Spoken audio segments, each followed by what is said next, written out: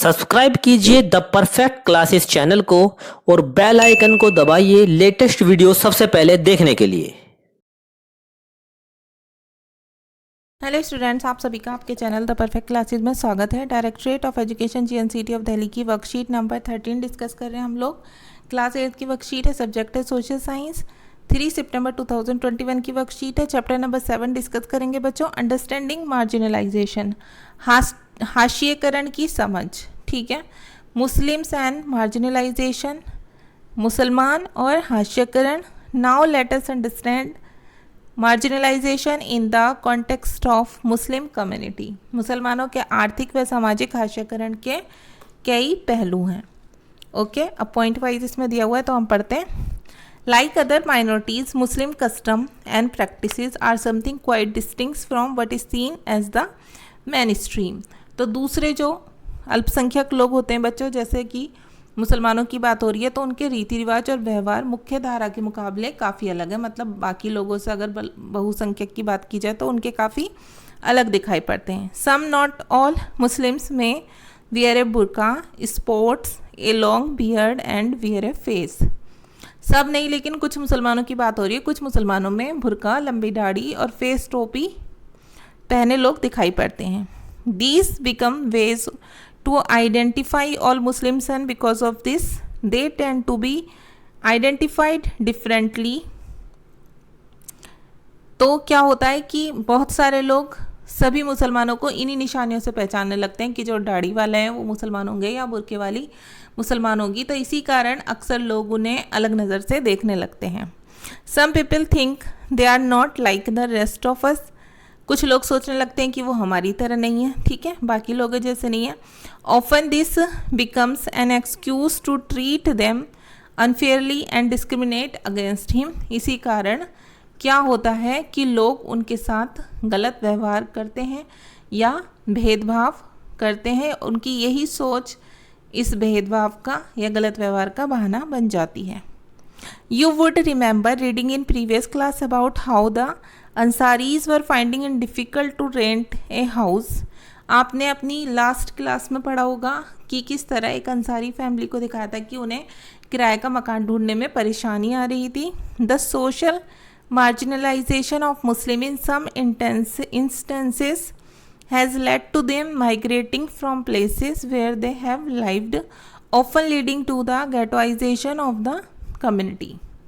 मुसलमानों की इसी सामाजिक हाशिएकरण के कारण कुछ स्थितियों में वो जिन इलाकों में पहले से रहते आए थे वहाँ सब निकलने लगे हैं, जिसके कारण उनका गेटोइजेशन होने लगा है। मतलब वो उन इलाकों से निकलकर किसी एक पर्टिकुलर इलाके में रहने लगे, इसे बोलते हैं बच्चों गेटोइजेशन। ठीक है, sometimes this prejudice leads to hatred and violence.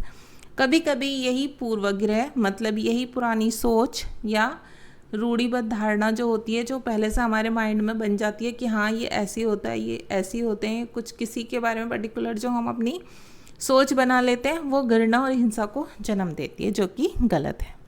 ठीक है, नेक्स्ट देखते हैं, कन्फ्रंटिंग मार्जिनलाइजेशन, हाशिएकरण से निपटना।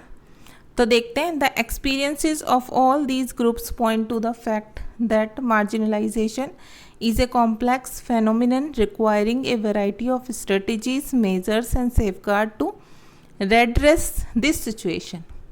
इन सारे समूहों में अनुभवों से पता चलता है कि हाशिएकरण जो है एक जटिल परिघटना है, जिससे निपटने के लिए कई तरह की रणनीतियों की, साधनों की, सुरक्षाओं की ज़रूरत है।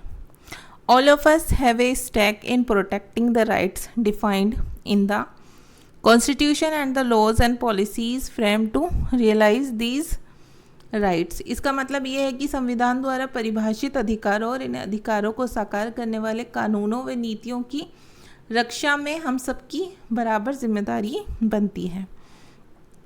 Without these we will never be able to protect the diversity that makes our country unique and realize the state's commitment to promote equality for all. इनके बिना ना तो हम विविधता की रक्षा कर पाएंगे, जो हमारे देश को एक अनूठी छटा देती है, और ना ही हम समानता के प्रति राज्य की प्रतिबद्धता को साकार कर पाएंगे। ये कहना चाह रहे हैं, मतलब जो बच्चों हमारी विविधता है कि यहाँ पर अलग अलग धर्मों के, अलग अलग भाषा बोलने वाले, हमारे भारत में सब तरह के लोग रहते हैं जो अलग अलग खाना पीना या पहनने का स्टाइल अलग है, जो उनका ड्रेस वेयर करते हैं वो अलग अलग टाइप की पहनते हैं, लेकिन फिर भी ये हमारे देश की एक अनूठी छटा है। इसमें ही हमारे देश की यूनिटी दिखाई देती है। तो इसमें राज्य की भी रिस्पॉन्सिबिलिटी होनी चाहिए समानता के प्रति कि वो उसे पूरी बनाकर रख पाएँ। Yet the lives of marginalised people can and do change, thus no one is marginalized all the time in exactly the same way। इसके बावजूद हाशियाई समुदायों का जीवन भी बदला जा सकता है और बदलता है, कोई भी हमेशा एक ही तरह से हाशिए पर नहीं रहता। मतलब डेवलपमेंट हो सकता है, ठीक है, विकास होता है, सभी लोगों का होता है। जब कोई कम्युनिटी पीछे रह जाती है तो फिर वो उनका विकास भी होता है एक टाइम के बाद। Marginalized communities want to maintain their cultural distinctiveness while having access to right, development and other opportunities। हाशियाई समुदाय अपनी सांस्कृतिक विशिष्टता बनाए रखना चाहते हैं और साथ ही अधिकारों, विकास और अन्य अवसरों में बराबर का हिस्सा चाहते हैं। अब क्वेश्चन आंसर देखते हैं बच्चों। यहाँ पर 3 क्वेश्चंस हैं, 1 2 3 वर्कशीट में। फर्स्ट है, what do you understand by ghettoization. Ghettoization से आप क्या समझते हैं। सेकेंड है, according to you which strategies are required to tackle marginalization. आपके विचार से हाशियाकरण से निपटने में किन रणनीतियों की आवश्यकता है। थर्ड है, if you were the member of any marginalised group how would have you protected your cultural distinctiveness. अगर आप किसी हाशियाई समुदाय का हिस्सा होते तो आप अपनी सांस्कृतिक विशिष्टताओं की किस प्रकार रक्षा करते। ठीक है, तो इसके आंसर हम देखेंगे। ठीक है, थोड़ा सा ब्लर है लेकिन समझ आ जाएगा आपको, मैं पढ़ा देती हूँ। What do you understand by ghettoization. Ghettoization से आप क्या समझते हैं, तो हम लिखेंगे answer, the word ghettoization refers to the process whereby people belonging to minority groups are made to live in a particular area. तो बच्चे ये जो शब्द है गेटोइजेशन, वो एक ऐसी प्रक्रिया से संबंधित है जहां लोग उस अल्पसंख्यक समूह से संबंधित होते हैं जिनके रहने के लिए एक विशेष एरिया बनाया जाता है। ठीक है, ये होती है वैसे गेटोइजेशन की प्रॉपर डेफिनेशन। नेक्स्ट देखते हैं, according to you which strategies are required to tackle marginalization. आपके विचार से हाशियाकरण से निपटने में किन रणनीतियों की आवश्यकता है, तो आप लिखेंगे According to me, here are some strategies are required to tackle marginalization। मेरे विचार से हाशियाकरण से निपटने में निम्नलिखित या यहाँ पर कुछ रणनीतियों की आवश्यकता है, उनमें से कुछ हम लिख देते हैं यहाँ पर। First, educate your own community. अपने समुदाय को शिक्षित कीजिए। सेकेंड है, people should get equal opportunities. लोगों को समान अवसर मिलने चाहिए। थर्ड हम लिखेंगे, support the employee who was marginalised privately. हमें ऐसे एम्प्लॉई को, कर्मचारी को सपोर्ट करना चाहिए जिसे प्राइवेटली हाशिया, उसका मतलब उसे हाशिए पर रखा गया, उसका मार्जिनलाइज किया गया हो जिसे। क्वेश्चन नंबर 3 है, if you were the member of any marginalised group how would have you protected your cultural distinctiveness. अगर आप किसी हाशियाई समुदाय का हिस्सा होते तो आप अपनी सांस्कृतिक विशिष्टताओं की रक्षा किस प्रकार करते हैं। तो इसका आंसर आप लिखेंगे, if I were the member of any marginalized group I would have protect my cultural characteristic by follow fundamental rights according to the constitution।